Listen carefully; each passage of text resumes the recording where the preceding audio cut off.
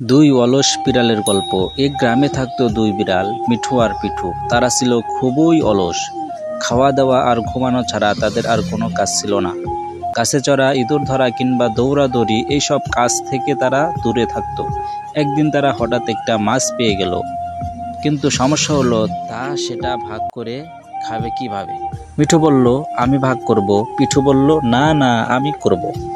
তাদের এই ঝগড়া দেখে এক চতুর বানর এসে বলল, চলো আমি তোমাদের সাহায্য করি। বিড়াল দুটি রাজি হয়ে গেল। বানর মাছটা দুই ভাগ করলো, কিন্তু এক ভাগ বড়, এক ভাগ ছোট।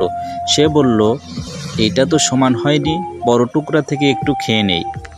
এভাবে খেতে খেতে বানর প্রায় পুরো মাছ খেয়ে ফেললো, আর বিড়াল দুটি ফাঁকা হাতে বাড়ি ফিরে গেল।